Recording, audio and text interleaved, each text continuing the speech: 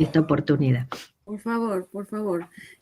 Agradecida yo por la invitación y por la posibilidad de poder contarles las cosas que fui haciendo a lo largo del tiempo y las reflexiones que tengo respecto a los problemas que nos preocupan. Voy a poner entonces compartir la pantalla.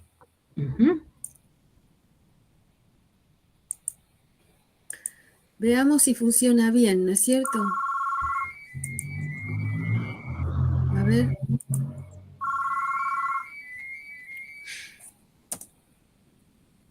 ¿Están viendo? No, no se está viendo. Nada. Bueno, empiezo otra vez entonces. Un minuto.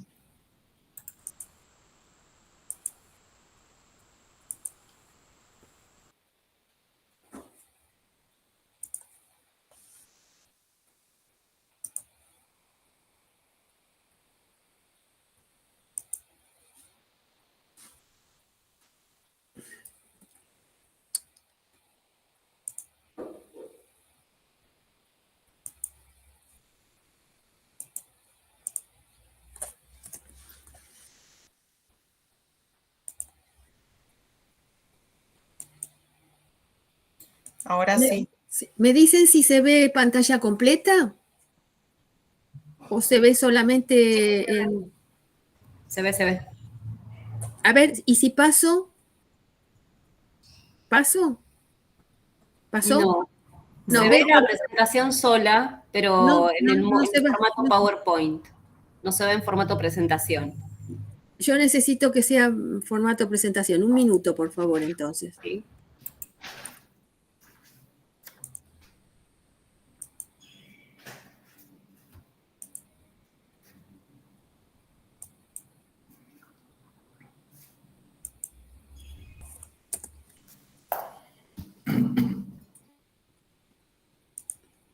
¿Y ahora? ¿Ahora sí? No. No. Todavía no.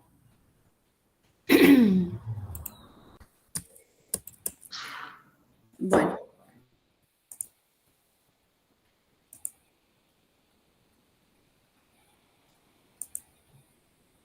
Yo no quiero compartirlo una ventana, quiero compartir toda la pantalla para poder poner en modo presentación. ¿No te da la opción de compartir toda la pantalla? Sí, pero cuando lo hago...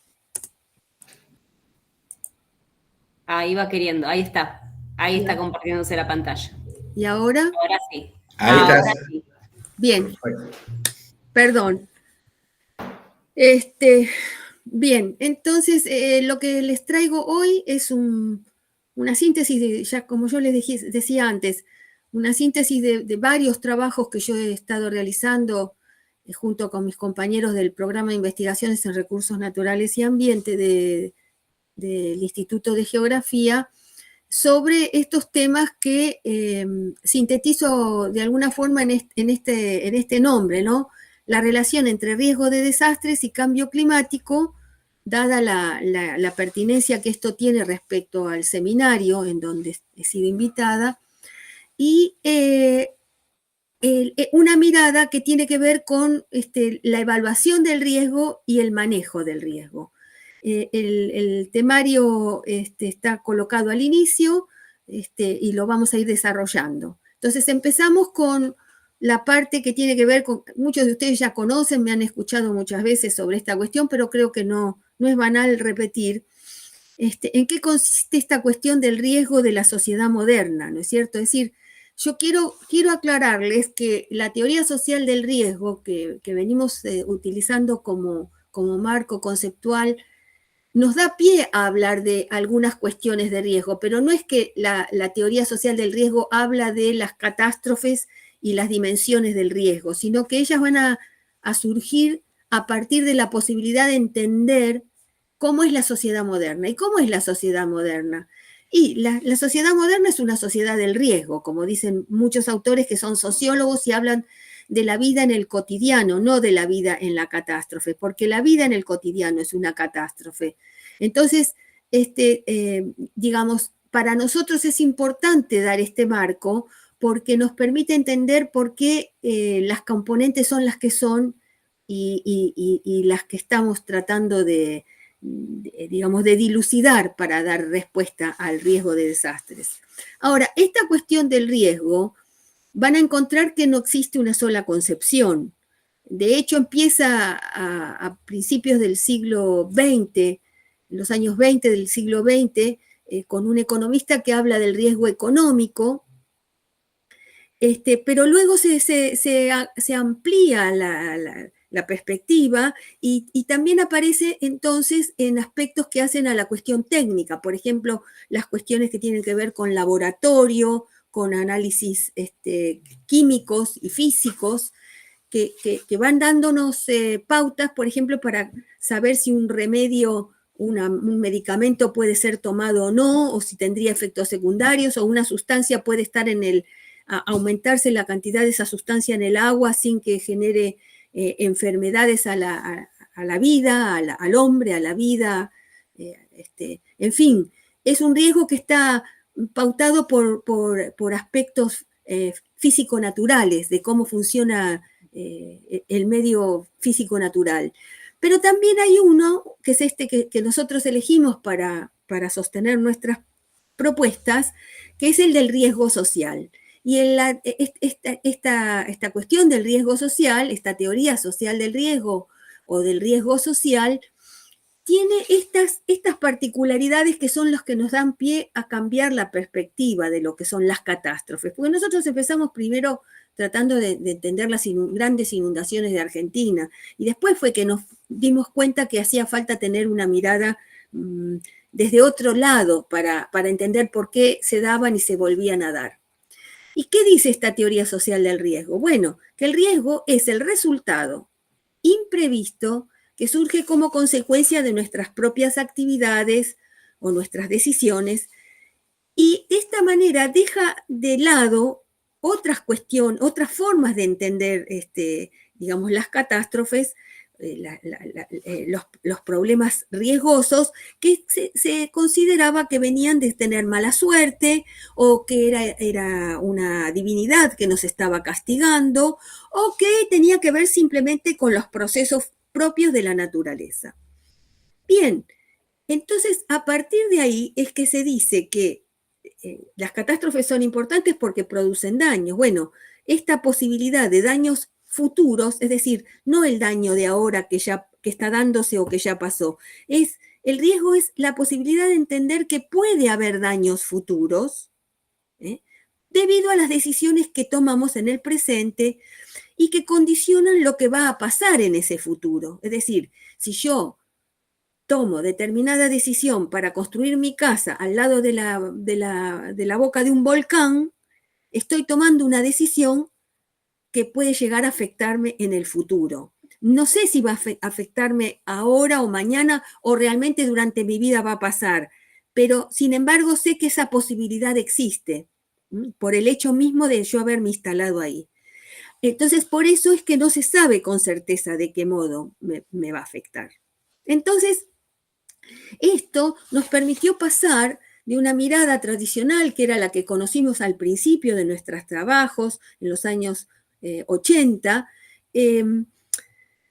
nos va a permitir salir de este paradigma tradicional en donde la explicación de lo que pasa está colocada en la causalidad físico-natural o incluso en la fortuna, ¿no? Es decir, lo que nos pasa es que tuvimos mala suerte o que fue una fatalidad, un accidente, es decir, siempre algo externo a la sociedad. Y el cambio de enfoque lo que hace es decir que la explicación en realidad está basada en la responsabilidad de los actores a tomar decisiones. ¿Por qué es importante este cambio de perspectiva? Porque en el primer momento que yo acabo de decir, en el paradigma tradicional, en realidad, si es algo que tiene que ver con lo físico natural, yo no puedo hacer nada para modificarlo. Muy difícilmente puede intervenir muy poco para modificarlo. Es algo que voy a tener que aceptar que viene así como se da. En cambio, acá, si yo me doy cuenta que en realidad soy Primero que puedo anticipar lo que puede pasar, es decir, hoy puedo ver lo que puede pasar mañana al hacer tal cosa. Pero además, lo que me permite ver es quién es el que toma las decisiones, porque a veces me pasan cosas a mí que son decisiones de otros, ¿no es cierto? Entonces, de esta manera, yo puedo empezar a ver que hay una temporalidad. El riesgo implica temporalidad, es prever lo que va a pasar, aunque después no se sabe si va a pasar o no, porque puede haber probabilidades a favor, probabilidades en contra. Si no, yo diría con certeza, esto va a pasar. Sin embargo, no lo puedo hacer. Tengo que decir, es como cuando digo que va a llover. No digo, mañana va a llover. Probablemente esté diciendo eso cuando diga 99% de probabilidad de lluvias mañana a la mañana, ¿no? Y ahí entonces ahí se emite una alerta. Pero en realidad siempre son probabilidades y no puede dejar el diablo de meter la cola y hacer que el servicio meteorológico pobre quede mal, porque eso que habían dicho en 99% se modificó. Bien, entonces este cambio implica dejar de considerar cada catástrofe como producto, como una foto, y pasar a verla como proceso. Entra la temporalidad, entra los procesos que van generando un escenario de catástrofe, que luego reconfigura este escenario para una nueva situación, una nueva configuración de riesgos o de catástrofes potenciales. Dicho esto muy sucintamente, hecha esta apreciación teórica o conceptual muy sucinta, quiero pasar entonces a decir, bueno, este riesgo, para poder entenderlo y poder decir cosas que nos permitan anticipar las catástrofes y hacer cosas para que haya una disminución en ese riesgo de catástrofes, bueno, necesitan ser vistas desde distintas perspectivas y con distintas aproximaciones. Y acá les muestro un gráfico donde tenemos lo que nosotros hemos llamado las 4 componentes del riesgo, por lo menos, el riesgo evaluado, después vamos a ver el riesgo manejado o gestionado, qué otras cosas necesita, pero acá estamos haciendo una aproximación desde la ciencia. Es decir, desde aquel elemento de la sociedad, de aquel área de la sociedad que da idea de qué es lo que pasa en nuestro medio ambiente y con nosotros para poder tomar decisiones para que mejoren nuestra situación o eviten que tengamos problemas. Y entonces ahí lo que tenemos que es la peligrosidad, la vulnerabilidad, la exposición y la incertidumbre. Esta es una aproximación analítica que luego tendrá que ser vuelta a unir. Cada una de ellas tiene sus ciencias que dan cuenta de en qué consiste. Las ciencias naturales para la peligrosidad, las ciencias sociales para la vulnerabilidad, las ciencias del uso del suelo y la planificación para la exposición, y las ciencias que estudian la política, la cultura, las formas de organización social, pero incluso las percepciones de la gente, que hemos denominado incertidumbre. ¿Por qué hemos denominado incertidumbre? Porque dentro de las ciencias, la política, las ciencias de la política, las ciencias de la cultura, realmente tienen muy poca o baja capacidad de predicción, que es lo que está de alguna forma tratando de dar las ciencias naturales, las ciencias sociales. Y vemos que hay una diagonal que habla, que está abarcando la incertidumbre y la exposición. Esta diagonal me habla de 2 dimensiones que en realidad surgen de la relación de las otras. En el caso de la exposición, es la relación entre peligrosidades y vulnerabilidades en el territorio, y en el caso de la incertidumbre, de los aspectos que hacen a los desconocimientos, en el caso de las ciencias, todavía que hay sobre las peligrosidades, las vulnerabilidades y la exposición. Y a esto hay que agregar incertidumbres de otra naturaleza que hacen a la propia política y a la propia cultura.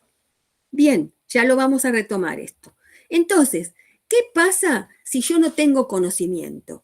Si yo no tengo conocimiento de lo que pasa o tengo pocas posibilidades de anticipar lo que va a pasar, entonces a esto lo he denominado incertidumbre. Es decir, esta incertidumbre puede manejarse cuando se reconoce su existencia.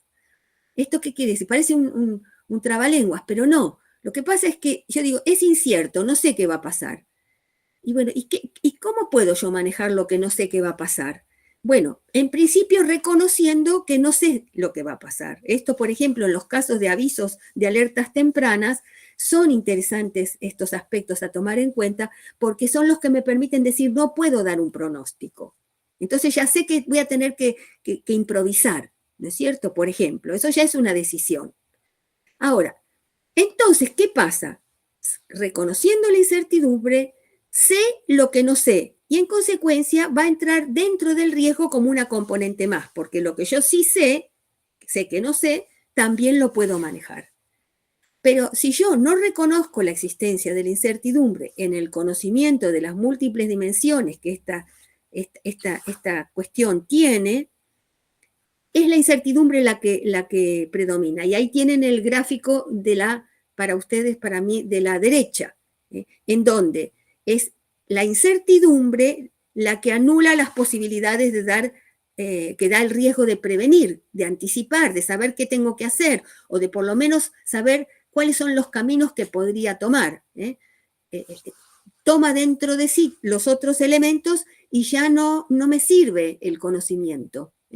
Ahí directamente es el caos. ¿Cómo se evalúa el riesgo? Originalmente se usaba, en este autor economista del que yo les hablaba, originalmente había dicho que el riesgo se evaluaba a través de una ecuación entre costo y probabilidad de ocurrencia. Por ejemplo, esto es lo que usan los operadores de seguros, que dicen, ¿qué probabilidad de ocurrencia hay? Que haya un choque entre un coche y otro vehículo y con qué costo, para poder saber qué dinero hay que pedir para cubrir esos costos llegado el caso que esto se produzca. ¿No es cierto? Entonces, ahí está el origen más banal, a lo mejor más cotidiano, más acotado de lo que es la evaluación del riesgo, de la evaluación del riesgo de que haya un accidente, por ejemplo. Y esto siempre trabajando con estadísticas y grandes números. Pero esto, como yo les decía, a través de otras ciencias y también a través del avance sobre el pensamiento teórico, es que esta cuestión se amplía. Y entonces lo que aparece como riesgo es la combinación de peligrosidades y vulnerabilidades. En este caso que nosotros trabajamos, vulnerabilidades sociales. Es decir, el riesgo va a estar en función del peligro y de la vulnerabilidad. El peligro es lo que va a impactar, la vulnerabilidad es cómo yo estoy parado para afrontar ese impacto. Y usualmente se trabaja con indicadores, pero también esos indicadores se pueden procesar para hacer una combinación multicriterio mediante matrices. Algún día les voy a contar de las matrices. Bien.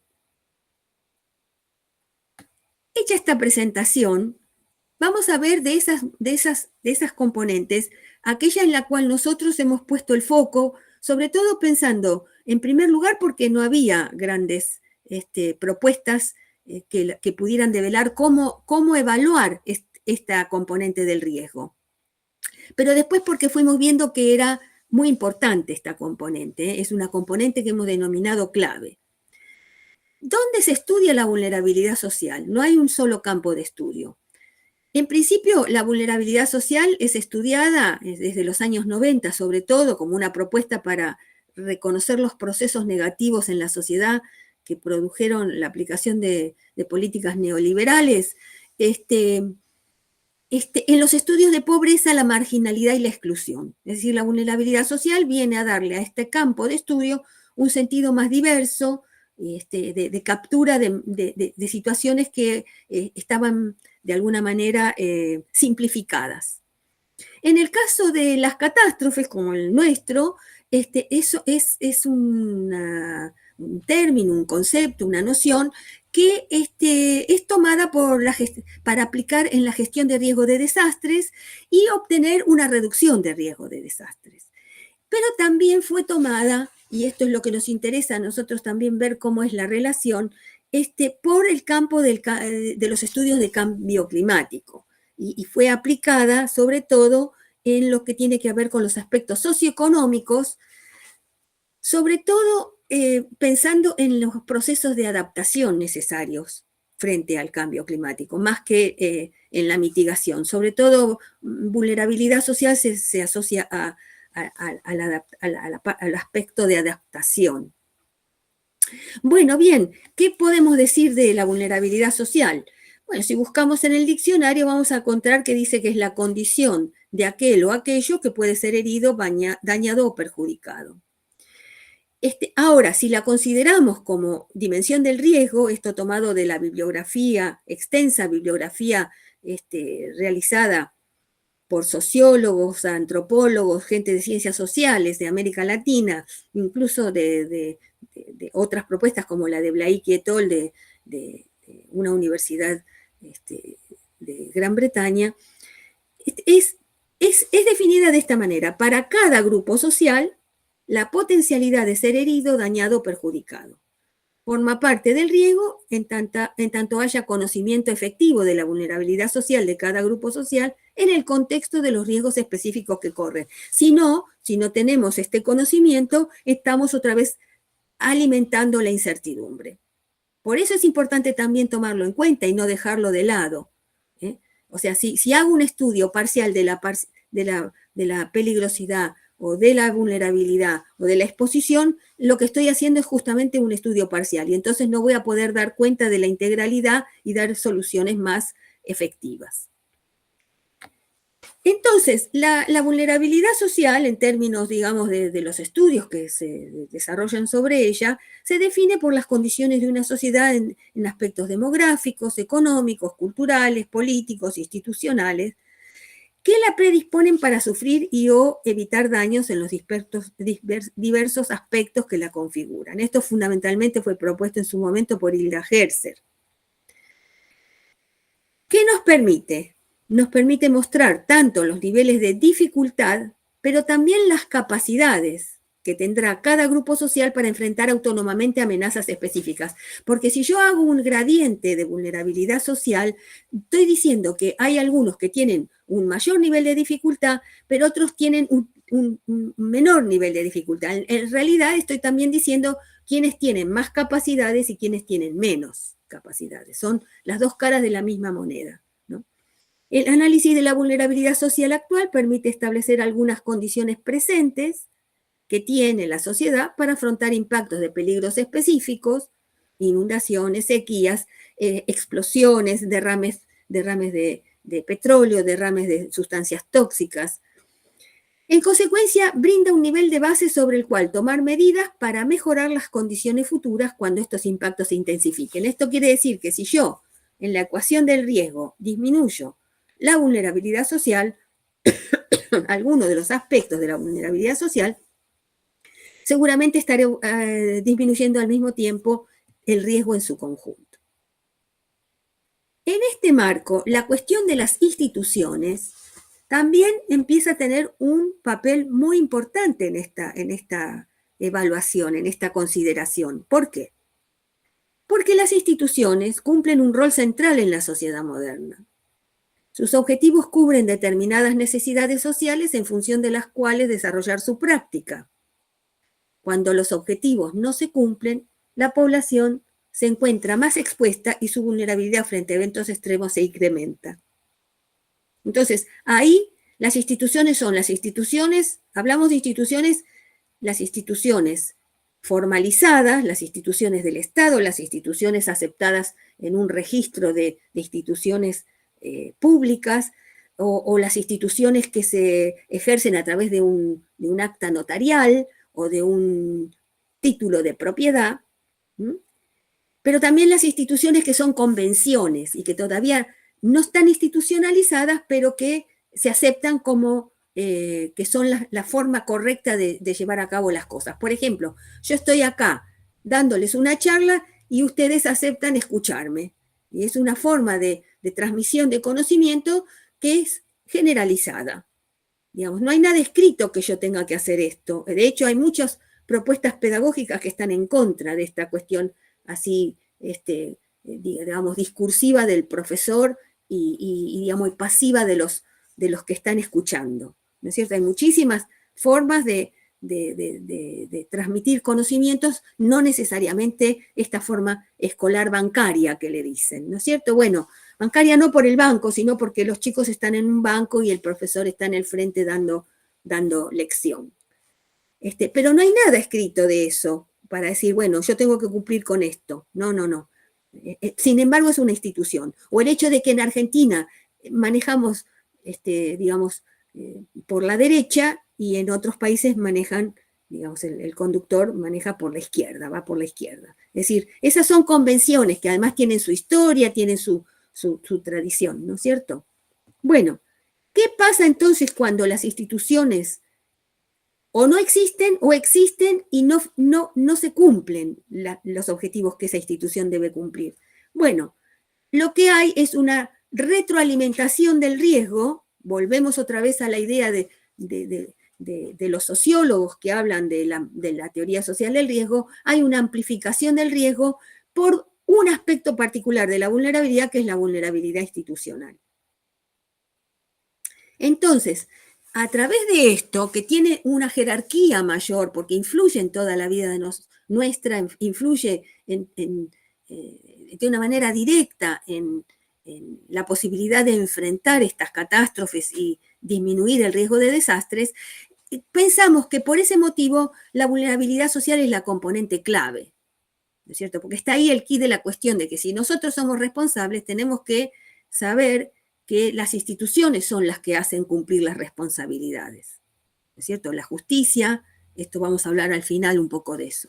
Bien, en ese sentido, proponemos una lógica de análisis que deja de trabajar primero la peligrosidad y luego la vulnerabilidad, sino que empieza por hacer un diagnóstico de la vulnerabilidad social de base, que es la vulnerabilidad social que existe previa al evento catastrófico, es la de todos los días, la vulnerabilidad social del que no come o del que no tiene trabajo o del que, digamos, perdió, digamos, todos los servicios públicos que podía a los que podía acceder.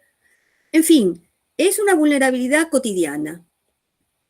Y esta vulnerabilidad se enfrenta a peligrosidades de un tipo o de otro, son peligrosidades que en parte son manejadas por factores modificadores. Por ejemplo, si yo quiero que una calle no haga tanto calor en la calle, puedo poner árboles, o si no quiero que el agua suba y entre en las casas, puedo hacer obras para que el agua se vaya más rápido o ensanchar los canales ya existentes, en fin, son obras que modifican.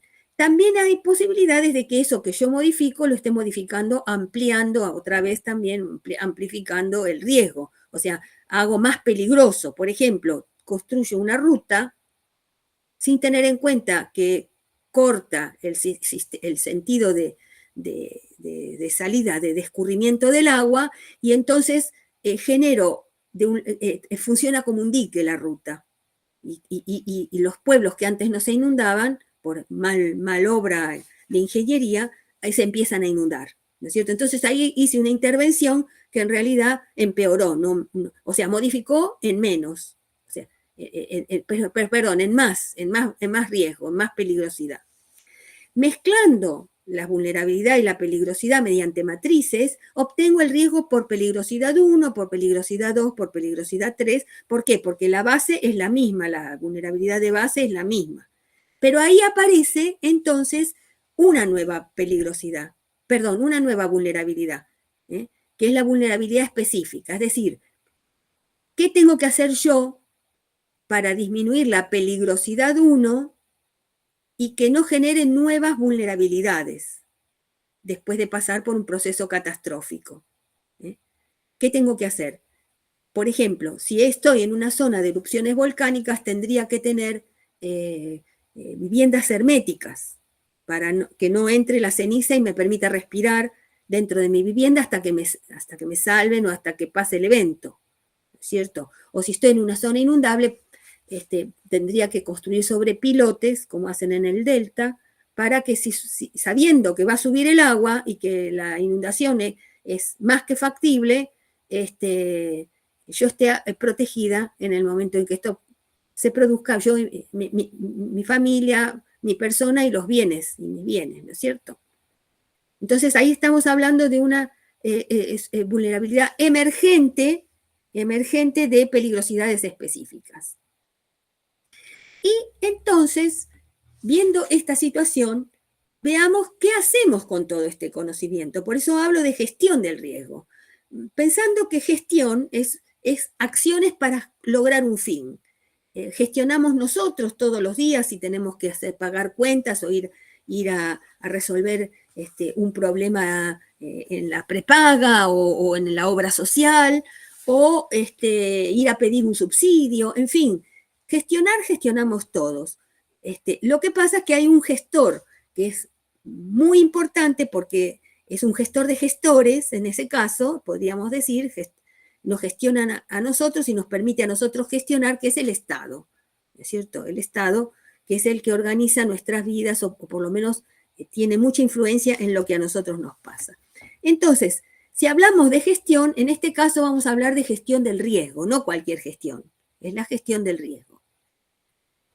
Gestionar el riesgo es anticipar el futuro. Dijimos que yo, con el riesgo, puedo saber, al evaluar el riesgo, yo puedo saber lo que puede llegar a pasar, como probabilidad. Entonces, lo que yo estoy haciendo es anticipando lo que va a pasar, o lo que puede pasar, ¿no? Si yo gestiono este conocimiento, puedo identificar, analizar, evaluar, tratar y controlar los riesgos aplicando sistemáticamente políticas, procedimientos y prácticas. Se trata de estar preparados para lo que pueda llegar a suceder, de tomar acciones destinadas a eludir y reducir la exposición frente a peligros, en lugar de reaccionar después que un evento ya ha ocurrido, para paliar lo que ya está destruido, ¿no? o impactado. Una gestión de riesgos aporta poder anticipar escenarios y desarrollar visiones estratégicas, es decir, hoy estoy pensando que puede pasar mañana, pasado, en 10 años. Entonces, ahí yo puedo decir, bueno, si yo tengo idea de lo que va a pasar, es como cuando nos dicen, usted tiene que pagar la jubilación, porque cuando sea mayor va a tener un ingreso para poder vivir sin trabajar y cubrir sus necesidades, ¿no? Esto teóricamente, es una expresión de deseos, pero digamos, anticipo escenarios. La jubilación es anticipar escenarios de que una persona va a envejecer y no va a poder seguir trabajando, ¿no? Entonces, una estrategia es esta: acumular un dinero para que esa persona, llegado el momento, tenga con qué contar. Entonces, además de esto, introduce aportes de la ciencia en la toma de decisiones, que no es banal, porque la ciencia me da elementos de juicio con evidencias de que esto es así o es asá, ¿no? Se apoya, en todo caso, debería apoyarse en la participación ciudadana. Esto tiene que ver con lo que se llama comunidad de pares ampliada, es decir, que las decisiones se toman en conjunto con aquellos que corren los riesgos. Tienen la comunicación del riesgo uno de sus principales instrumentos y en ese sentido contribuye a lo que es llamada gobernabilidad. Ahora, dentro de la gestión de riesgo, lo que hemos encontrado en nuestros estudios es que hay contradicciones, sobre todo relacionadas a la vulnerabilidad social. ¿Por qué? Porque las acciones acotadas al riesgo técnico, pongamos que estamos hablando desde lo técnico y desde lo científico y lo técnico, pero ellas no alcanzan para abordar el riesgo social como modelo de desarrollo. Hay otros aspectos que hacen a la incertidumbre política, cultural, que no me dejan resolver todo con lo técnico. Si no, sería todo muy fácil y viviríamos en Arcadia. No tendríamos ningún problema. Pero esta cuestión de la lógica del modelo de desarrollo versus el riesgo técnico, lo que trae es frustración de científicos y profesionales. Más de una vez un científico dice, pero si yo les dije que salieran de ese lugar, que se les iba a venir el cerro encima. Y no hicieron caso, se quedaron ahí. ¿Por qué? ¿Qué lógica hay en eso? No es la lógica de la ciencia y la técnica, es otra lógica la que está funcionando. Hay otros factores que están funcionando, ¿no? Otra contradicción es que la disminución de la vulnerabilidad social como componente del riesgo queda fuera del alcance de quienes se supone deben manejar ese riesgo para prevenir catástrofes. Estamos hablando de la gente de protección civil, los bomberos, de los que salen a resolver el problema cuando ya el problema está instalado, que hablan que manejan la catástrofe, no manejan el riesgo. ¿Por qué? Porque el riesgo es construido en otros ministerios, en otras oficinas. Es construido cuando no se hacen las cloacas, es construido cuando no hay acceso a agua potable, es construido cuando la educación es de mala calidad. Es decir, ahí lo que aparece es, desde el punto de vista de los funcionarios de carrera, su frustración, porque dice, bueno, yo sabía cómo planificar, propuse estos planes, dije lo que había que invertir y nadie me hace caso. ¿Mm? Y sobre todo de los de protección civil, que cada vez tienen que ir a sacar a la gente del mismo lugar, en las mismas condiciones y no saben dónde ponerla o cómo ayudarla, porque no tienen los recursos para eso. Es decir, ¿cómo? Otra vez sopa, otra vez todo el litoral inundado y pérdidas millonarias y gente que no puede ir a trabajar o ir a la escuela por meses. Digamos. Entonces, hay una reiteración de situaciones negativas que no escapa a la posibilidad de la protección civil, más allá de atender a los que están en situación de catástrofe, escapa a su posibilidad de modificar, de reducir el riesgo de desastres, ¿no? Y también la prevención de catástrofes disminuye la visibilidad electoral, porque las personas no registran aquello que no ocurrió. Es decir, yo soy el político, construyo una serie de intervenciones territoriales y genero sistemas de alerta, ¿no es cierto?, que hace que la gente no se vuelva a afectar o se afecte mucho menos. Entonces, esto desaparece de la memoria colectiva y se deja de considerar aquella persona, a menos que haya sido como un favaloro que realizó acciones extraordinarias, pero, digamos, si yo preguntara a los que están escuchando quién fue favaloro, no sé si todos van a saber y por qué se los recuerda o se lo tiene en consideración. Entonces, esta es la frustración de los políticos, y con los políticos. De los políticos cuando no tienen reconocimiento, y con los políticos porque justamente no hacen lo que deben para que no haya impactos negativos. Es decir, una cosa más compleja todavía. ¿Qué involucra la gestión de riesgo? Es que hay que tomar decisiones y producir políticas de acuerdo a las normas, los valores y la ética, considerando una pluralidad de perspectivas e intereses legítimos. Es decir, si yo voy a gestionar el riesgo, no puedo dejar de considerar a la ciencia, no puedo dejar de considerar al modelo de desarrollo, no puedo dejar de considerar los valores en juego y no puedo dejar de considerar la participación de aquellos que están corriendo el riesgo. Entonces, esto es una expresión de deseos o es un debe ser. Vamos a ver si realmente esto se puede cumplir.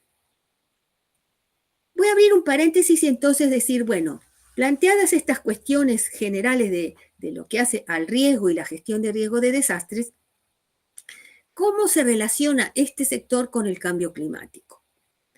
Esta relación se descubre en los años 2000, ya en este siglo, con un informe SREX, se llama, del 2012, donde da cuenta de los resultados de las discusiones entre personas del IPCC y personas del campo de la gestión de riesgo de desastres sobre aspectos comunes. ¿Qué aspectos comunes? Y bueno, se llega a la conclusión de que también en la cuestión del cambio climático hay vulnerabilidades, hay exposición y hay peligrosidades emergentes de los fenómenos meteorológicos climáticos.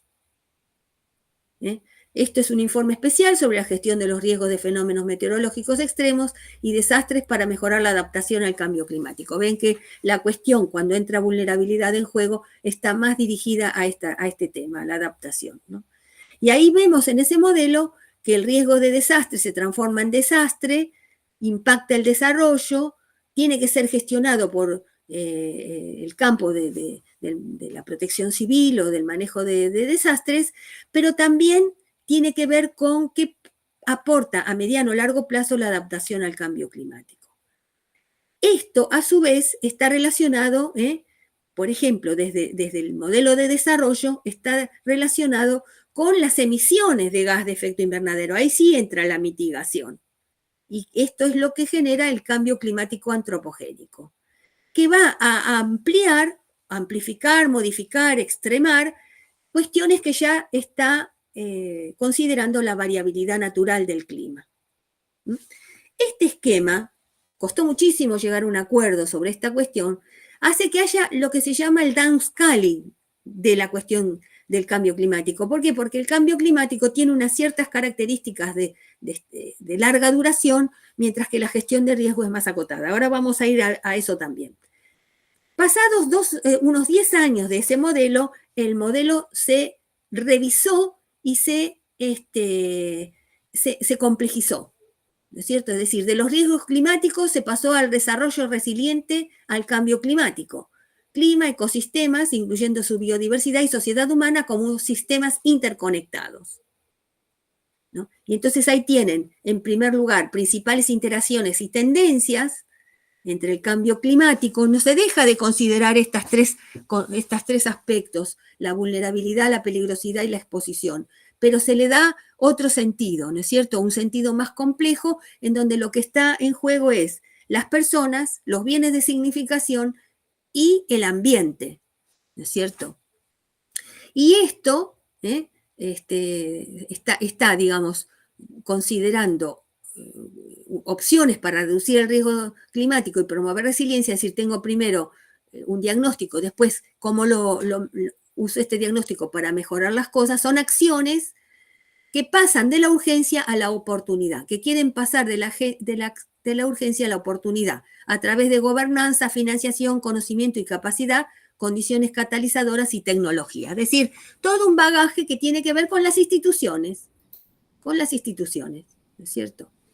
Entonces, lo que se busca hacer es desarrollo que hoy llaman resiliente, yo digo es desarrollo a secas, porque en realidad ya la palabra desarrollo implica esto, al cambio climático, es decir, poder aguantar, poder enfrentar los impactos negativos del cambio climático. Bien, ¿en qué se diferencian la gestión de riesgo de desastre y el cambio climático y cómo se complementan justamente por estas diferencias? La gestión de riesgo de desastres trabaja en la emergencia, en lo inmediato, en el antes, durante y después, en cortos plazos, en términos de historia humana. Y la escala geográfica es localizada, municipio, provincia o nación. En cambio, el cambio climático plantea la larga duración, a largo plazo, pero ya dentro del esquema de la historia terrestre, del planeta, ¿no? Y por eso esa escala planetaria, global y hemisférica. Acá tenemos que cambio climático le da a la gestión de riesgo de desastres una visión estratégica y prospectiva, que, digamos, la gestión política de cualquier nación, de cualquier municipio, cada vez es más acotada en el tiempo. Ni siquiera un presupuesto nacional se cumple para decir, bueno, el presupuesto nacional, ¿qué es? Es vamos a gastar tal dinero en tales cosas durante el año. Y ahora sabemos que ni eso se cumple. Bien, en cambio, la gestión de riesgo de desastre al cambio climático lo que hace es ayudarlo a bajar la escala, porque como los procesos son planetarios, la escala tiene poca determinación, poco detalle. En cambio, la gestión de riesgo de desastre, al tomar los aspectos de cambio climático, los procesos de cambio climático, permiten ver qué pasa en un determinado lugar. Es lo que se llama downscaling, bajar la escala. Y entonces, acá la gestión de riesgo de desastres y el cambio climático me van a dar posibilidad, la combinación de ellos, de encontrar riesgos sociales actuales y futuros, o ver su futuro. Es decir, ¿a cuáles atiendo? ¿A los actuales o a los futuros? ¿Me preparo para lo que va a pasar o atiendo lo que está pasando? La gestión de riesgo de desastres considera riesgos que son visibles, que afectan directamente a la gente, aunque de manera intermitente. En cambio, el cambio climático considera las externalidades negativas del cambio climático que están distantes en el tiempo, aparentemente, y que son globales en el espacio, apareciendo como una amenaza a futuro con incógnitas. Sin embargo, nosotros vemos que la gente es consciente de que esto ya está pasando, o por lo menos considera que muchos de los aumentos en los extremos hidroclimáticos, como sequías e inundaciones, por ejemplo, ya están dando cuenta de este cambio climático, que al principio aparecía como algo que estaba muy lejano, pero hoy empiezan a haber movilizaciones colectivas que originalmente eran débiles, pero que se van instalando con más fuerza, sobre todo en la juventud. Y desde la gestión de riesgo de desastre, lo que le da a estas movilizaciones son elementos de juicio sobre el problema de la asignación de recursos y la redistribución que hay que hacer hoy. Recordemos que la economía es la asignación de recursos escasos con fines alternativos. Por eso yo digo, riesgos sociales actuales o futuros, los dos. Porque hoy tengo que trabajar en los actuales para que en el futuro estos no existan o existan mínimamente, y además para que yo pueda al mismo tiempo estar tratando con los problemas que surgen de las decisiones tomadas en el pasado. Es decir, acá la gestión de riesgo de desastres es un aprendizaje que me permite mejorar lidiar con el cambio climático. Y acá aparece el tercero en discordia, la mitigación. La mitigación está vinculada con el modelo de desarrollo en el sentido de que es la que genera la situación de cambio climático, la que ha generado históricamente la situación de cambio climático, ¿no? Entonces, lo que acá aparece es un cuestionamiento al modelo de desarrollo, la producción y el consumo, un cuestionamiento que llama a reducir las emisiones, que tiene impacto en las alternativas laborales y que en consecuencia pueden incrementar la vulnerabilidad social. Porque la mitigación dice, bueno, hay que cambiar el patrón de emisiones, y esto es cambiar el patrón productivo. Y si cambio el patrón productivo, puedo dejar gente fuera del trabajo, de sus fuentes laborales, ¿no es cierto? Se generan así injusticias, porque los efectos del cambio climático afectan a los grupos más vulnerables, que son los que menos responsabilidad tienen en la generación del problema, y los que menos recursos tienen para hacer frente a sus consecuencias, ¿no? Las políticas diseñadas para paliar los efectos del cambio climático están entonces transfiriendo sus costos también a estos grupos en desventaja. Y esto lo pueden ver en este autor que les recomiendo seguir, que es Rubén Lobolo, un sociólogo que trabaja con los problemas ambientales de una manera muy alineada con las cuestiones que nosotros trabajamos. Bien. Perspectivas de la interrelación. Desde el campo del cambio climático, la gestión de riesgo de desastres puede considerarse una medida de adaptación directamente vinculada con la vulnerabilidad social. Es decir, si gestiono bien el riesgo de desastres, baja la vulnerabilidad, baja la peligrosidad, baja la exposición. En ese sentido, permiten mejor adaptarnos a los nuevos desafíos del cambio climático. Desde la gestión de riesgo de desastre, el cambio climático a su vez presenta nuevas peligrosidades que reconfiguran las peligrosidades ya existentes. Entonces me dan elementos de juicio para poder obrar de una mejor manera para la reducción de riesgo de desastre. Dicho esto, pasemos entonces a las relaciones entre la evaluación que yo les planteaba al principio, las 4 dimensiones del riesgo, y la gestión de riesgo que tiene otros desafíos. Retomemos un poquito esto que decíamos. Ya falta poco, gente, ¿eh? Ya van a poder descansar de mi charla. Catástrofes, ¿extraordinarias o normales? Las catástrofes son extraordinarias o normales. Ya anticipé que, en realidad, para nuestro modo de ver y desde la perspectiva que nosotros trabajamos, no es así, no son extraordinarias. Dice, las catástrofes relacionadas con peligrosidades específicas son consideradas como algo, entre comillas, extraordinario, porque aparecen de manera aparentemente inesperada. Pero en realidad los procesos peligrosos actúan de forma normal sobre los territorios construidos históricamente, como parte y resultado del modelo de desarrollo y sus implicancias en la gestión del riesgo. ¿Por qué? Y los ríos tienen pulsos de mayor cantidad de agua y menor cantidad de agua. La inundación es parte de la dinámica hídrica. Los volcanes entran en erupción como parte de la dinámica de la corteza terrestre en relación al magma interno. En fin, digamos, son procesos que no son ni buenos ni malos, se transforman en buenos y malos siempre en función de alguien que los padece. o no, o los aprovecha, ¿no? Entonces, conocer el riesgo que se corre como potencialidad permite gestionar cada territorio anticipando, previendo y mitigando posibles resultados no deseados en el uso del ambiente, sus bienes y servicios. Bien, ¿cómo ponemos todo esto en juego y en relación? Esta complejidad. Dijimos que el riesgo evaluado está compuesto por peligrosidad, exposición y vulnerabilidad.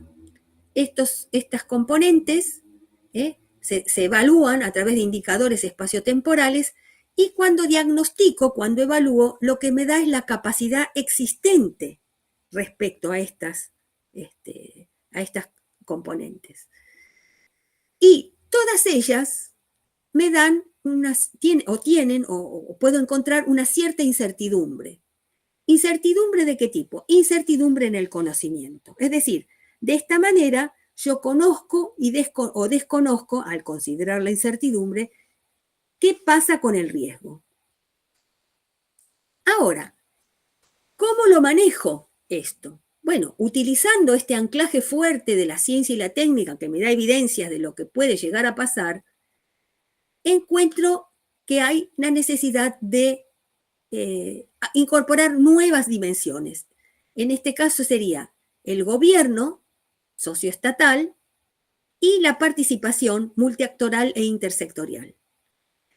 Estas cuestiones dejan de ser científico-técnicas, pasan a tener otra lógica, aunque están íntimamente relacionados, tanto con el riesgo evaluado, que me dice lo que puede llegar a pasar, como el riesgo evaluado que es designado como importante por influencia de este entorno de manejo, de gestión, ¿no es cierto? Y ahí, entonces, lo que yo necesito tener son estrategias, acciones y valores en juego para poder dar lugar a una participación productiva, y también voy a tener, entonces, como se trata de algo que está tomando la ciencia y la pone en acción, voy a tener capacidades en desarrollo. En el otro caso, diagnostico, en este caso, me pongo a trabajar para cambiar la realidad.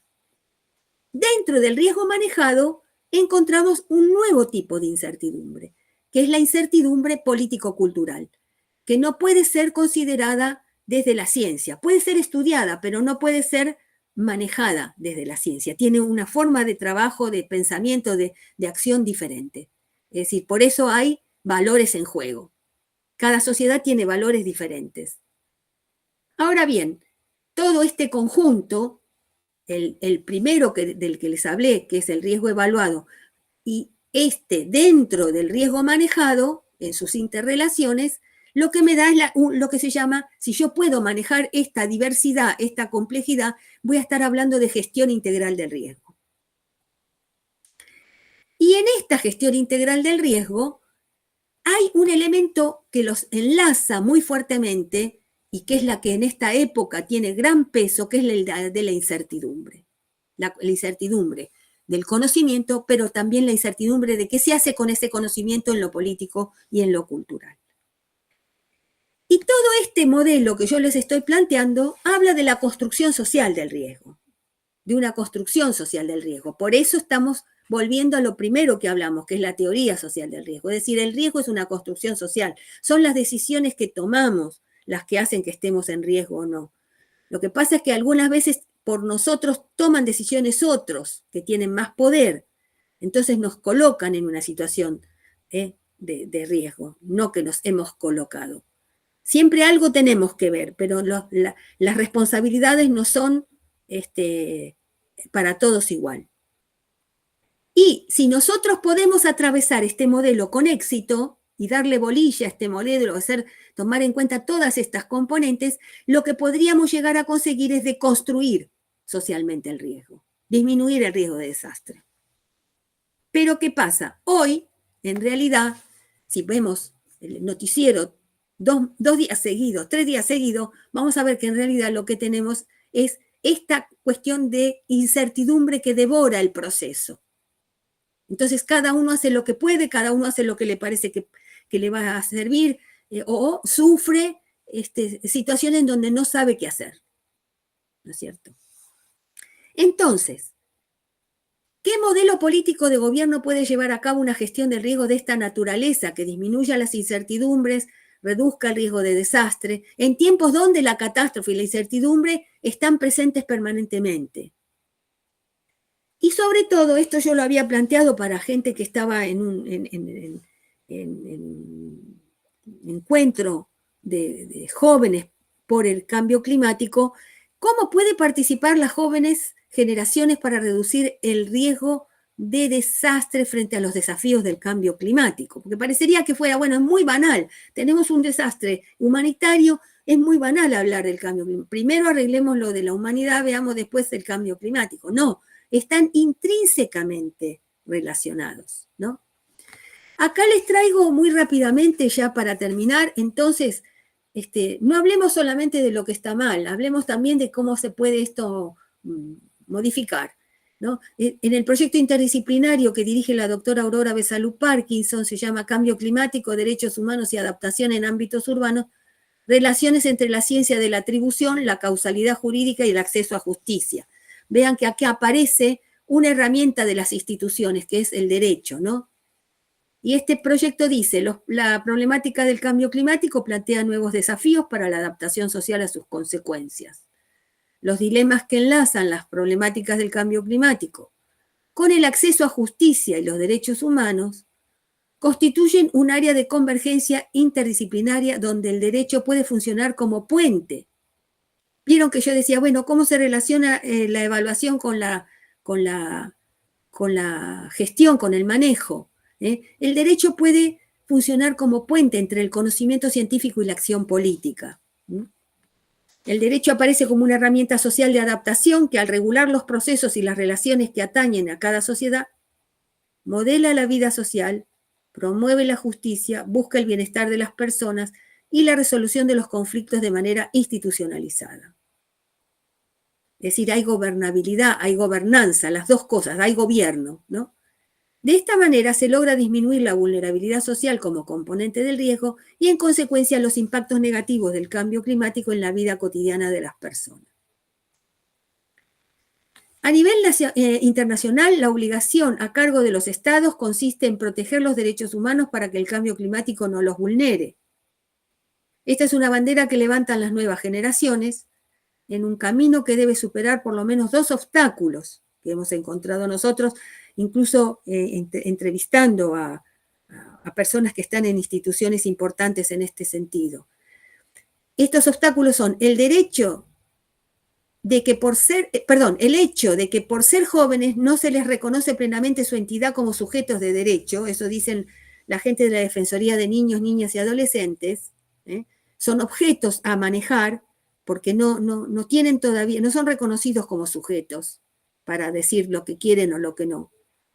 Y que aun cuando el cambio climático lleva más de un decenio formando parte de la agenda internacional de los derechos humanos, sigue siendo una preocupación secundaria para la mayor parte de las instancias, que esto que les decía. Tenemos otras cosas más urgentes que considerar.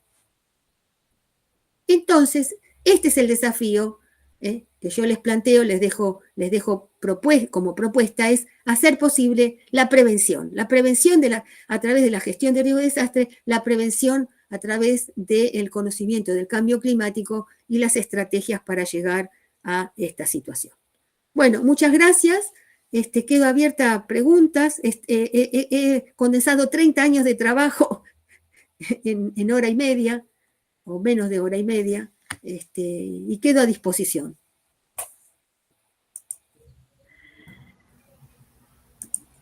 Bueno, Claudia, muchísimas gracias. La verdad que hay que condensar 30 años de trabajo en una presentación, ¿eh? La verdad que sí. Cuánto tiempo y cuánto trabajo. Así que bueno, la verdad, súper interesante. Mira, todas aplausos y aplausos y palmitas. Aplausos a ustedes que me aguantaron hasta ahora. No, por favor, gracias. Un placer. Y súper clara, pero por supuesto ahora aquí abrimos, ¿sí? ¿Cómo no? No sé si lo van poniendo en el chat, cómo quieren hacer, o quieren levantar la mano y preguntar. Claro, levanten la mano o abran micrófono, no hay problema.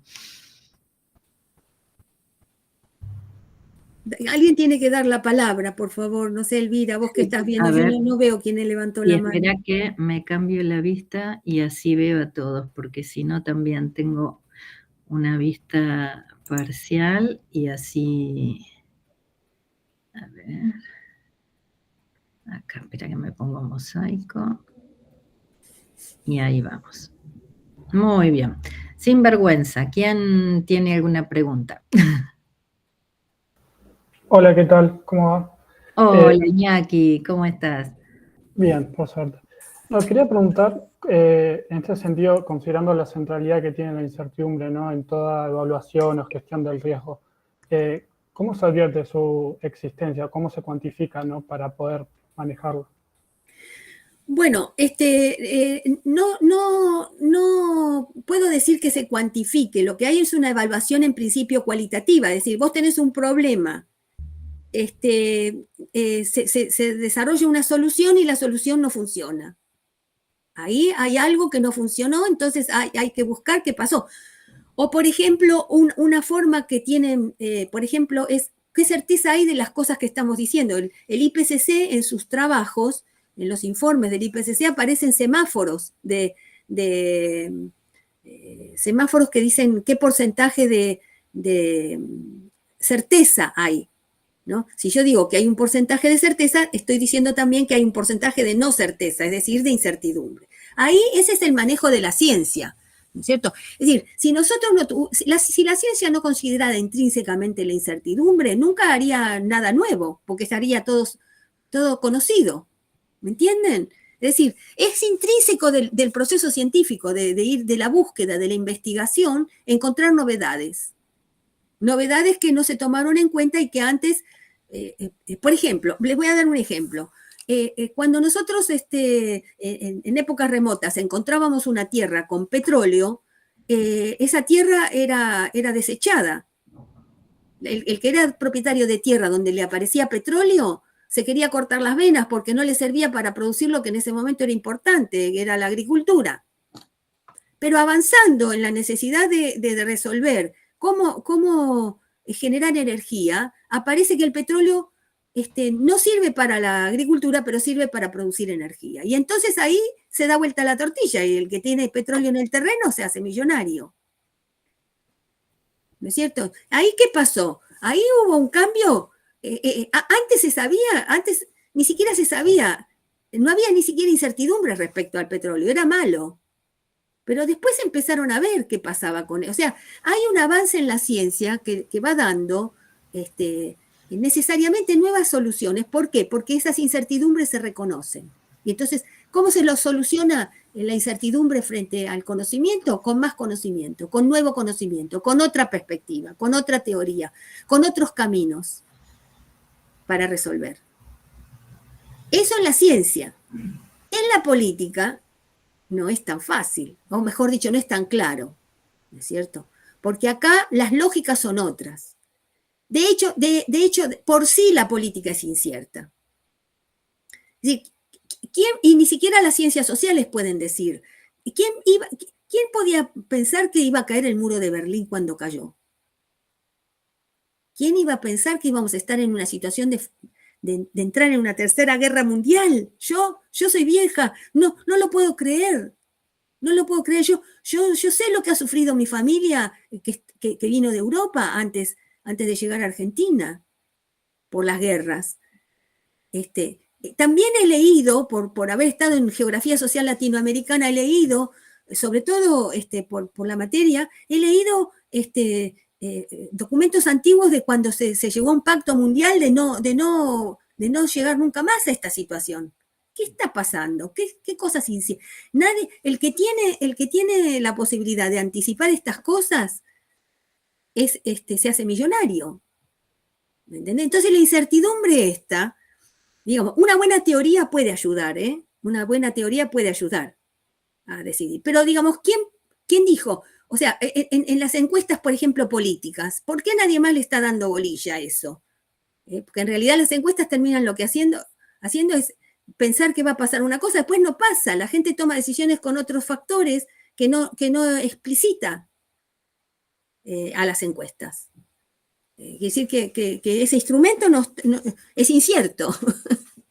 Ese instrumento nos da más incertidumbre, ¿no es cierto? Entonces, ¿qué va a pasar? Si hay alguien que sabe lo que va a pasar a través de las ciencias sociales, se puede hacer millonario. Pero es el ámbito más volátil, más turbulento, más incierto, ¿no es cierto? Obviamente, y el más difícil entonces en consecuencia de dominar y de manejar en sí mismo, digamos, ¿no es cierto? Así que, digamos, en ese sentido, digamos, ahí lo que realmente hay que considerar es la participación. Ahí el instrumento más importante es la participación. Participación que no hay que idealizar, porque muchas veces la participación es la que lleva a situaciones catastróficas, que la gente toma decisiones. Entonces ahí hace falta educación. Ahora, educación. Y bueno, pero hay más de un modelo de educación. ¿Cuál es el contenido que debe ser dado? ¿El de las evidencias de la ciencia o el de los negacionistas? ¿Entienden lo que les quiero decir? Es decir, es un ámbito mucho más resbaloso, que tiene que ver también con procesos globales. En ese sentido, hoy lo que juega es los medios de comunicación diferentes. Está habiendo un cambio y no sabemos qué va a pasar. Los cambios tecnológicos no son buenos ni malos. Tienen sus pros y tienen sus contras. Es cómo los usamos. Y en ese sentido, la conciencia, los valores, son los que realmente pueden, hermoso chico Cintia, son los que pueden realmente darnos posibilidad de futuro. Si no, entramos en la especulación de la ciencia ficción de catastrofismo, que es el fin de la humanidad, podemos decir, no sé. Escuché hace poco a alguien que contaba que se estaba haciendo unas simulaciones de qué pasaría si se extingue la humanidad en la Tierra.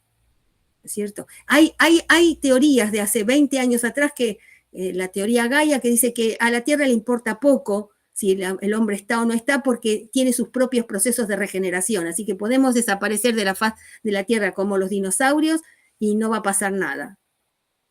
La Tierra va a seguir en el espacio por muchos siglos de los siglos.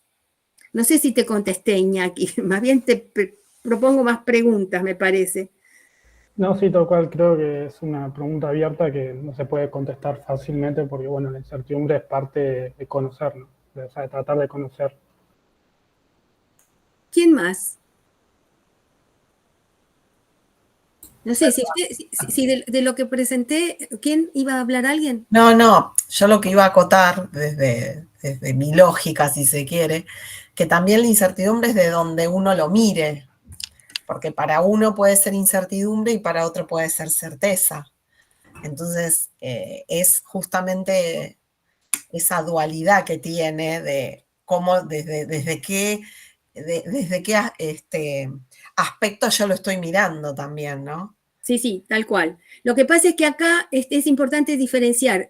Estamos hablando, por eso se le está dando tanta bolilla a la percepción. Pero ¿qué pasa? Tenemos que pensar que si estamos hablando de gestión, y estamos hablando de gobierno, y estamos hablando de participación, no es la decisión de uno. Es una percepción, en todo caso, social, que está construida como sentido común, genérico, ¿no es cierto? Es decir, dentro de eso habrá gente que tiene una idea y otras que tienen otra, pero ¿cuál es estadísticamente lo que predomina? Bueno, hoy en la sociedad argentina hay una división en ese sentido, porque hay un 50 y 50, predomina una cosa y predomina otra. Bueno, es un equilibrio inestable que en algún momento se romperá, ¿no es cierto? Para un lado o para el otro.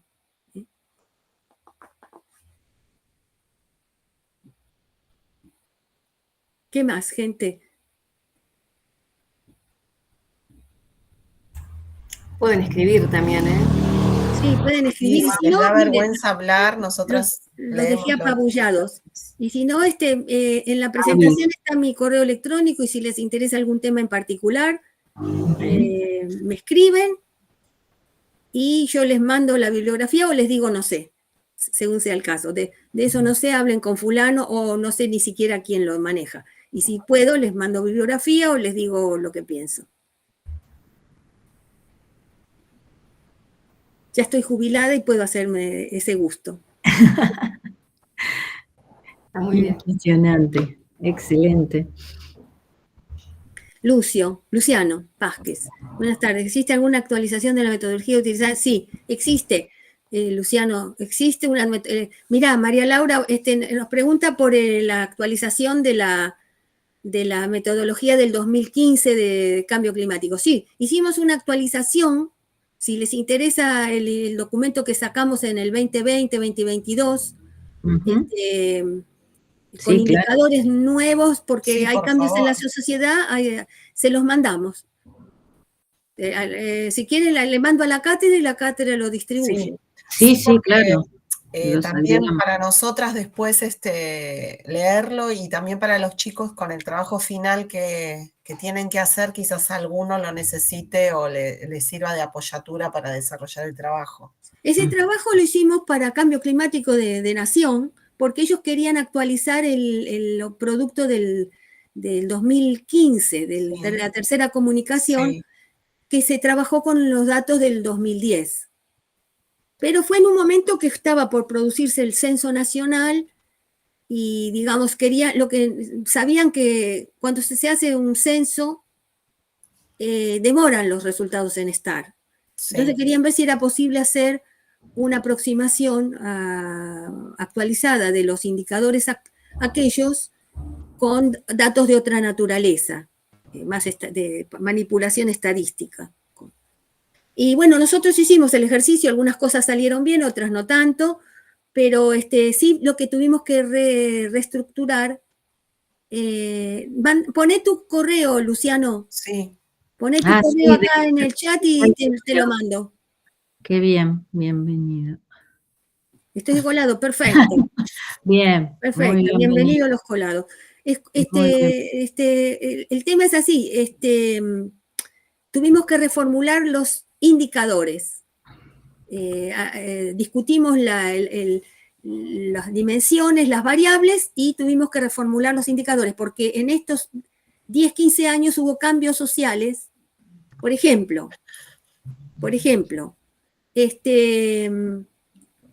el registro de analfabetismo, que se registra de una manera determinada, que es si la persona pasó por la escuela. No dice si la persona sabe leer, escribir y manejar las operaciones básicas. Dice que pasó por la escuela. Claro. Entonces, si pasó por la escuela, el 96% de las personas de la ciudad o del país pasaron por la escuela, UNESCO considera que que no hay analfabetismo. Uh-huh. Nosotros sabemos que hay un analfabetismo funcional. Uh-huh. Entonces, fíjense, gente, que no nos sirve para indicar vulnerabilidad. Tenemos que buscar por otro lado. Y ahí es donde empezamos a indagar qué indicador usar para problemas educativos son importantes, pero a lo mejor esa forma de medir a través del analfabetismo ya no. No me da nada. Y esta Sí, decí, Paula. No. Esta actualización que ustedes hicieron, ¿también los hicieron en otras, por ejemplo, no sé, la parte de ciencias duras? O sea, No. Okay. No, nosotros no somos, nosotros somos usuarios de las ciencias duras. Okay. Les podemos dar a las ciencias duras, en todo caso, una resignificación, que es del dato concreto, tramizarlo por el juicio de valor y decir por qué es peligroso. Porque la peligrosidad es como vos decís, tiene que ver con lo que yo percibo. Un esquimal no le parece peligrosa una tormenta en medio del Ártico. Nosotros nos quedamos pasmados en 2 minutos. Claro. Ni sabemos pero lo que me estoy explicarlo. refiriendo es que ustedes hicieron una actualización o esta actualización del 2015 de la tercera comunicación, lo que preguntaba es como la tercera Solo de la comunicación. vulnerabilidad social. Solo de la vulnerabilidad social. Solo de la vulnerabilidad social. No, lo que dice Paula sí se actualiza con los informes bianuales. O sea, porque como... No sé qué hicieron, no sé qué hizo la gente de cambio climático. De hecho, la gente de cambio climático hoy está diezmada, no existe casi no existe más la dirección. Claro, Claro. no, está, pero lo que van haciendo son que eso sí, el país está obligado por ser parte de la Convención Marco, entonces tienen que hacer los informes bienales de actualización. Entonces hacen como un ajuste del inventario de gases de efecto invernadero, pueden llegar a hacer algún ajuste también de algún modelo de proyección, pero, o sea, no profundísimamente como cuando se hizo en el 2015 toda la comunicación nacional. De hecho, hasta que no estén, digo, hasta que no estén los resultados finales a nivel de radiocensal del Censo Nacional de Población, Vivienda y Familia del 2021. Sí, del 2020, sí, del 2021. Hay cosas que se pueden proyectar del índice de vulnerabilidad social y otras que no. Y otras que no, claro, y sí. Ahora en cuanto a los modelos físicos, sí, ponele que vayan así actualizando y eso se informa en estos informes bianuales que se hacen de actualización, que se envían a Naciones Unidas, a la Convención Marco. O sea, estoy sacando los correos para pasar, porque yo después al cerrar estos los pierdo, estoy pasando. Claro, sí, yo también estuve copiando, así después nos mandás y nosotros Me quedé prestándole atención a Claudia y cerré el chat. Claro, lo que dice Luciano es lo que estaba diciendo yo, ajustaron modelos y el inventario nacional, eso lo tienen que hacer para esto, lo que se llama el BUR, la sigla. Claro, pero ¿eso está actualmente en la web? Está en la web, sí. Curiosamente, por lo menos hasta hace poquito que yo entré, estaba, porque yo pensé que iban a volar todo. Hay que capturarlo. Curiosamente estaba y empecé a capturar. Después lo podemos hacer, ponemos el link y empezamos a capturar todo. Pero sí, eso. No, porque además este seminario nosotros lo dimos en el 2021. Cierto. Entonces hay temas, o sea, temas no, sino que hay muchas cosas que se están actualizadas, o sea, que están actualizadas. Entonces esto es un continuo. Y permanente, sí. Continuamente estamos actualizando las cosas, por eso, o sea, a nivel conceptual, el concepto obviamente no importa el tiempo, pero sí los resultados que uno va teniendo a lo largo de estos años, de estos últimos años. Entonces, bueno, por eso también en esta parte, en la parte de vulnerabilidad incluimos la parte de género, que nosotras en el 2021 eso no estaba tan arraigado o en boca de todos como por ahí está ahora, ¿no? Entonces, bueno, por eso nos vamos ayornando continuamente. Sí, señora, es así. Que está bueno porque es también un ejercicio y no quedarse, pero bueno, también es tedioso también para la organización, ¿no? Y acá Luciano pone que lo último que se trabajó fueron cadenas de riesgo. ¿Querés hablar, Luciano? ¿Qué sería eso?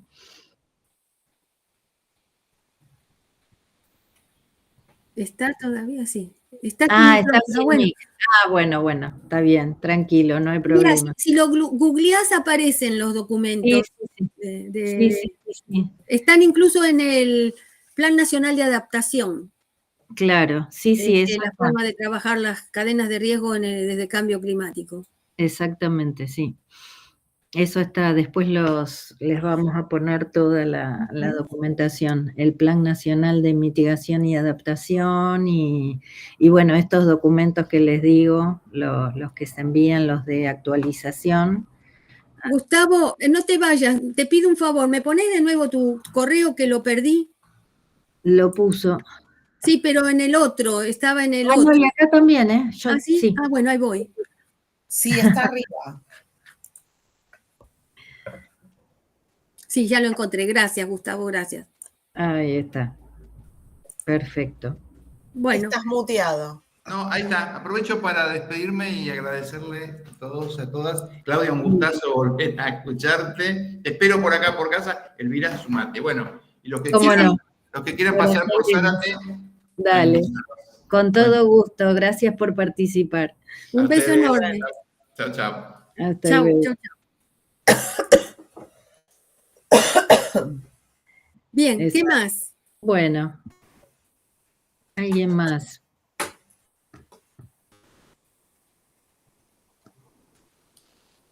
Ahí está Andrea Galante también, que se sumó. Muchas gracias.